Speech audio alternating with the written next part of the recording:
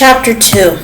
PC Donna de Freitas would like to have a gun. She would like to be chasing serial killers into abandoned warehouses, grimly getting the job done despite a fresh bullet wound in her shoulder.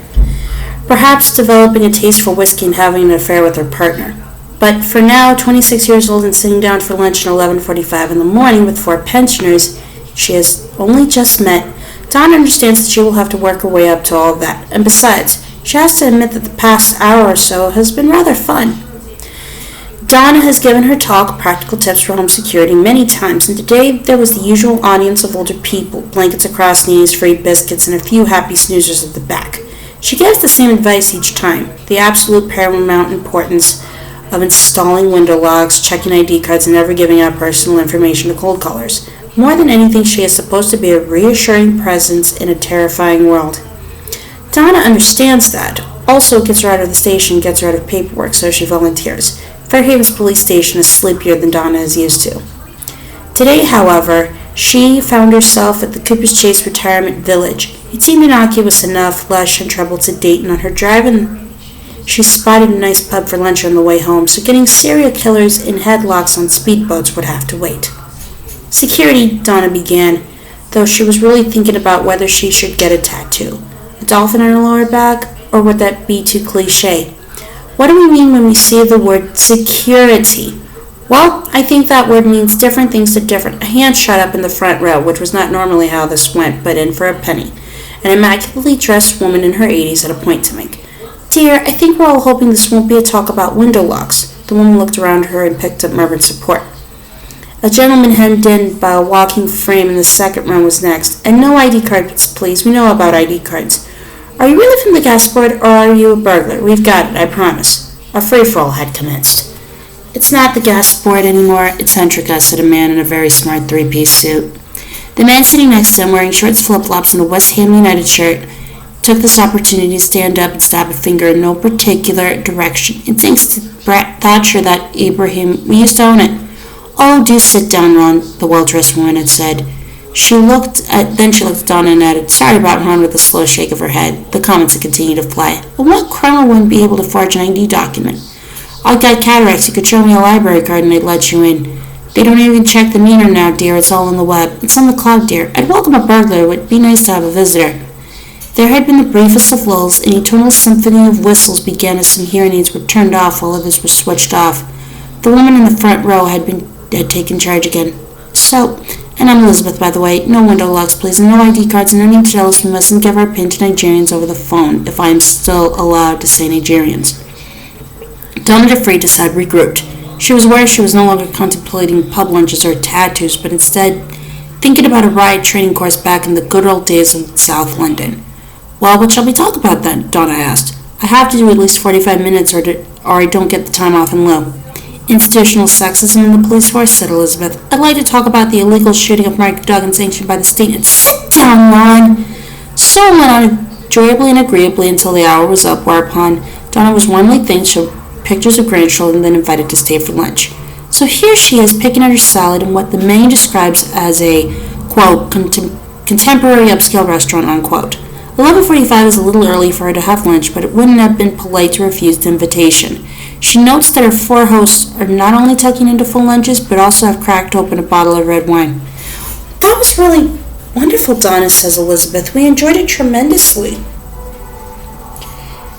Elizabeth looks to Donna like the sort of teacher who terrifies you all year but then gives you a grade A and cries when you leave. Perhaps it's the tweed jacket. It was blinding, Donna, says Ron. Can I call you Donna, love? You can call me Donna, but maybe don't call me love, says Donna. Quite right, darling, agrees Ron. Noted. That story about the Ukrainian with the parking ticket and the chainsaw, though. You should do after dinner speaking. There's money in it. I know someone, if you'd like a number.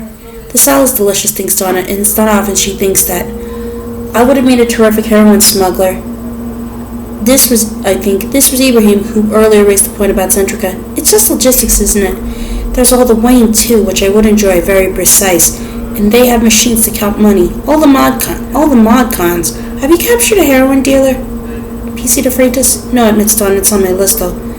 But I'm right that they have machines to count money, asked Ibrahim. They do, yes, says Donna. Wonderful, says Ibrahim, and downs his glass of wine. Eat brazenly, adds Elizabeth, polishing off a glass herself. God save us from window locks, WPC de Freitas. It's just PC now, says Donna.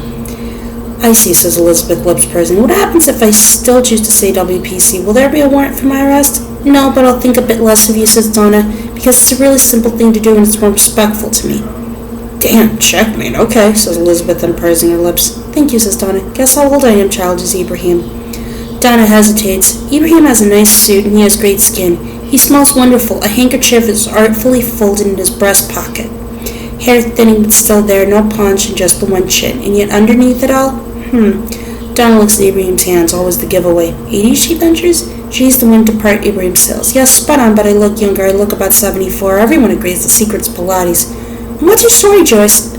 Donna asked the fourth member of the group, a small white-haired woman in a lavender blouse and mauve cardigan. She is sitting very happily, taking it all in, mouth closed but eyes bright, like a quiet bird constantly on the lookout for something sparkling in the sunshine. Me? Says Joyce. No story at all. I was a nurse, and then a mom, and then a nurse again. Nothing to see here, I'm afraid. Elizabeth gives a short snort. Don't be taken in by Joyce P.C. de Freitas. She is the type who gets things done. I'm just organized, says Joyce. It's not a fashion. If I say I'm going to Zumba, I go to Zumba. That's just me. My daughter's the interesting one in the family. She runs a hedge fund, if you know what one is. Not really, Miss Donna. No, agrees Joyce. Zumba's for Pilates, says Ibrahim. I don't like to do both. It's counterintuitive to your major muscle groups. A question has been nagging at Donna throughout lunch. So, if you don't mind me asking, I know you all live at Cooper's Chase, but how did the four of you become friends? Friends? Elizabeth seems amused. Oh, we're not friends, dear. Ron's chuckling. Christ, look, no, we're not friends. Do you need a top up, Liz?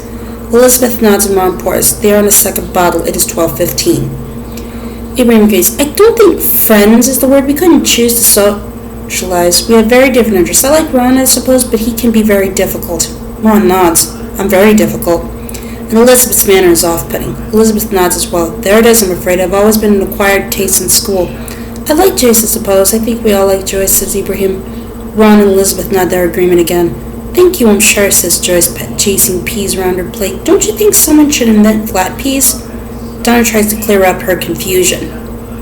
So if you aren't friends, then what are you? She sees Joyce look up and shake her head at the others, this unlikely gang. Well, says Joyce, firstly, we are friends, of course, a slut, or just a little slow catching on. And secondly, if it didn't say on your invitation, PC de Freitas, then it was my oversight. We are the Thursday Murder Club. Elizabeth is going glassy-eyed with red wine. Ryan is scratching at the West Ham tattoo on his neck, and Eamon is polishing an already polished cufflink. The restaurant is filling up around them, and Donna's not the first visitor to Cooper's Chase to think this wouldn't be the worst place to live.